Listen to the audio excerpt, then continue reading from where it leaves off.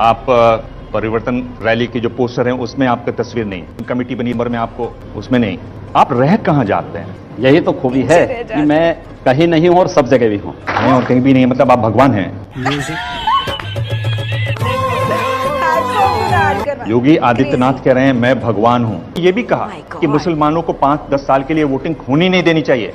आप जब मेरी परंपरा को जान रहे हैं तो फिर आपको मुझ पर आपत्ति नहीं होनी चाहिए। आपको तो मुझे अप्रिशिएट करना चाहिए कि जो देश को तोड़ना चाहते हैं उन लोगों को हम तोड़ रहे हैं, इस पे तो आपको खुश होना चाहिए।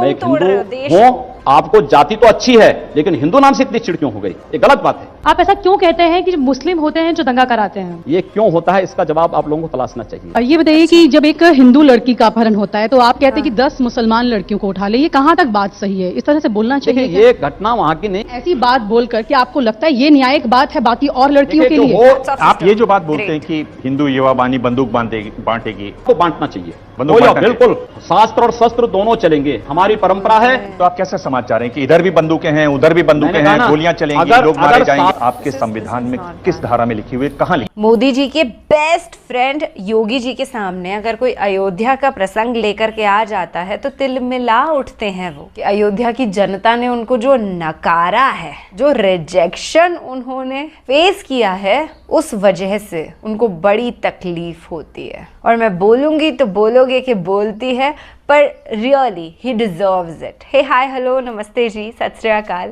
अस्सलाम वालेकुम। मैं निधि शर्मा इंडिया से, और आए दिन पत्रकार महोदय जो होते हैं, इतना मैं उनको सम्मान इसलिए दे रही हूँ क्योंकि पहले योगी मोदी के सामने किसी की आवाज खुल ही नहीं पाती थी, बोलती बंद हो जाती थी। पर आज वक्त बदल रहा है, भारत देश की राजनीति अंगड़ाई नहीं बल्कि करवट ले रही है। सच्चाई ये भी है कि मोदी जी के सामने आज भी पत्रकारों का मुंह नहीं खुल पाता है क्योंकि मोदी जी पत्रकारों के सामने ही नहीं आते हैं। वो ना तो प्रेस कॉन्फ्रेंस करते हैं ना रियल इंटरव्यूज करते हैं, उनके सारे स्क्रिप्टेड होते हैं। पर योगी जी की आजकल ना एंकर्स अच्छी खासी वाली क्लास ले रहे हैं, ऐसी तैसी कर रहे हैं उनकी। और एक प्रार्थना है मेरी भगवान से कि अगली दफा अखिलेश यादव जी को चीफ मिनिस्टर बना दें उत्तर प्रदेश का। पर ये रोगी जी हमको रास नहीं आ रहे। मैंने रोगी बोल दिया ना योगी की जगह, ये बिल्कुल भी प्लान्ड नहीं था। ये संविधान में कहां लिखी गई है कि आप बहुसंख्यक समाज को प्रताड़ित करो, उनका कत्लेआम करो और प्रशासन नपुंसकों की तरह चुपचाप बैठा रहे? ये कहां लिखा गया है? ये कहां लिखा गया है? योगी जी, अगर देखिए आप नाराज हो गए। नाराज नहीं हो रहा हूं मैं। क्या ये जो आप बात कहते हैं हथियार वाली, संविधान में कहीं लिखी हुई है? मैं कहता हूं संविधान में कहां लिखा गया कि बहुसंख्यक समाज का कत्लेआम करो? ये कहां लिखा गया है? क्या आप कहां लिखा गया है? क्या आप एक सवाल का जवाब सवाल से देंगे? आपके पास सीधा जवाब नहीं है? मैं आपके सवाल ही इस प्रकार के हैं कि उस पर सवाल करना आवश्यक हो जाता है। मतलब मेरे सवाल ऐसे हैं कि आप जवाब नहीं दे पा रहे। जवाब आप आते हैं चुनाव से पहले, चुनाव को हिंदू मुस्लिम गरम करते हैं, थोड़ा उसमें आप अपने डायलॉग लगाते हैं और आप किसी तरह से वोट पाने की कोशिश करते हैं। जो राज्य सरकार जो चरमराती जा रही है, आपने आप परिवर्तन रैली की जो पोस्टर है उसमें आपका तस्वीर नहीं, कमेटी बनी नंबर में आपको उसमें नहीं। मैं आपसे पूछना चाहता हूं कि आप रह कहां जाते हैं? यही तो खूबी है कि मैं कहीं नहीं हूं और सब जगह भी हूं। आप हैं और कहीं भी नहीं, मतलब आप भगवान हैं।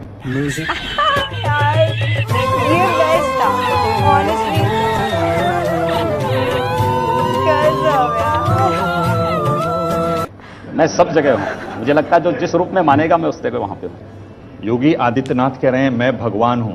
मैंने कभी इन शब्दों का प्रयोग नहीं किया। मैं एक योगी हूं और एक योगी के रूप में अपनी भूमिका का निर्वहन कर रहा हूं। ध्रुवीकरण की बात होती है, आपको सबसे आगे रखा जाता है। देखिए, खास किस्म की राजनीति चाहिए होती है, आप सबसे पहले आते हैं। आपने कभी आत्ममंथन किया इस पर, कभी आत्मचिंतन किया इस पर? हाँ, मैं गंभीरता से आपसे सवाल पूछता हूं। आत्ममंथन के बाद ही मैं इस बात को बोलता हूं। हाँ। इस देश में एक और कश्मीर को बनने से बचना होगा, और बचाने के लिए मुझे लगता है कि अपने स्वार्थों की राजनीति को तिलांजलि देकर के आगे आना होगा। नाथ संप्रदाय का बहुत बड़ा पीठ है, बहुत सम्मानीय पीठ है। इसका आप इतिहास देख लीजिए। गांधी जी की हत्या हुई 3 दिन पहले उन्होंने कहा कि गांधी जी को मारना चाहिए, ऐसा आह्वान किया। 9 महीने जेल में रहे। आप जिनको वो आपको गुरुजी मानते हैं, पिता तुल्य हैं आपके, लगातार जुड़े रहे। उन्होंने ये भी कहा कि मुसलमानों को 5-10 साल के लिए वोटिंग होनी नहीं देनी चाहिए। आप भी उसी तरह की बात करते हैं। फिर आपको तो मुझसे क्या आपत्ति है? नहीं, इसीलिए आप जब मेरी परंपरा को जान रहे हैं तो फिर आपको मुझ पर आपत्ति नहीं होनी चाहिए। आपको तो मुझे अप्रिशिएट करना चाहिए कि चलिए मैं उस लाइन का अनुसरण कर रहा हूं। जो देश को तोड़ना चाहते हैं उन लोगों को हम तोड़ रहे हैं, इस पे तो आपको खुश होना चाहिए। इस प्रकार की बचकाना बातें किसी के गले नहीं उतरती, लोग मजाक उड़ाते हैं। आपकी पार्टी ने में ही एक विशेष ब्राह्मण वर्ग है जिनको इस तरह की बातें नहीं पसंद आती, जिनको आप जो ये जो कड़ा रवैया अपनाते हैं वो नहीं पसंद आता।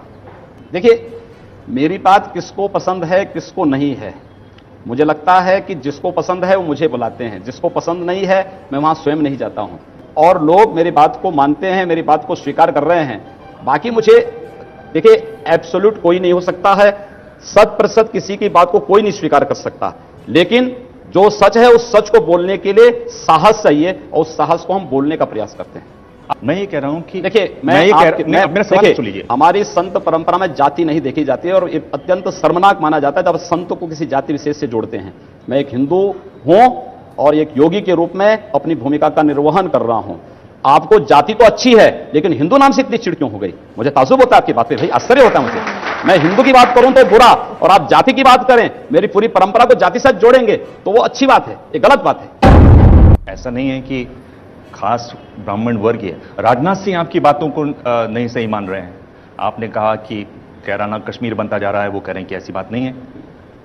मैंने पूरे क्या कहना चाहेंगे आप राजनाथ सिंह जी को आज? देखिए, राजनाथ सिंह जी हमारे बड़े नेता हैं, मैं उनको जो कहना उन्होंने कहा है, लेकिन मैं इस बात को बोलता हूं, देश की स्थिति जिस प्रकार से है, मैं जिस तेजी के साथ खराब हुई है, अगर समय रहते उसको नियंत्रित नहीं किया गया। वो भी कह रहे हैं कि हिंदू मुस्लिम नहीं है, ये लॉ एंड ऑर्डर है।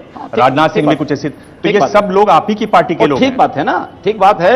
ये सब पहले लॉ एंड ऑर्डर की प्रॉब्लम होती है। कश्मीर में भी पहले लॉ एंड ऑर्डर की प्रॉब्लम हुई थी, बाद में 19 जनवरी 1990 घटित होता है। 19 जनवरी 1990 पे क्यों नहीं चिंतन होता है, क्यों नहीं इस पे चर्चा होती है? 19 जनवरी 1990 के बारे में कोई चर्चा आज तक नहीं हो रही है। कारण है, हिंदू मारे गए, हिंदू भगाए गए, हिंदुओं का सामूहिक कत्लेआम होता है। क्या हिंदू इस देश में कहीं एजेंडे में नहीं है? उसका कोई भी आके कत्लेआम कर ले। उत्तर प्रदेश में कश्मीर की इस दुर्भाग्यपूर्ण त्रासदी को होने से बचाना होगा, और इससे पहले ये चीजें आए, हमें कैराना और कंदला जैसी घटनाओं को रोकना होगा। जनता को आप मूर्ख समझना बंद कर दीजिए। अखिलेश यादव बुरा है, और बिजली हिंदू और मुसलमान देख के बांटी जाती है। उन्होंने आपको कहा कि भाई बिजली का तार छू लीजिए, करंट लगेगा, पता चल जाएगा। देखिए, मैंने एक कहानी पढ़ी थी बचपन में, चंगू और मंगू की। उत्तर प्रदेश में अखिलेश यादव को मैं देखता हूं तो उनकी कथा मुझे लगती है वो चंगू की तरह है, जो अपने पैरों पर ही कुल्हाड़ी मार रहे हैं। जी ठीक है। और क्या ये सच नहीं कि उत्तर प्रदेश में विद्युत वितरण में इन्होंने भेदभाव किया है? क्या इन्होंने मोहल्लों में और पर्व और त्योहारों में इस प्रकार का भेदभाव नहीं किया है? आखिर समझाएं कौन?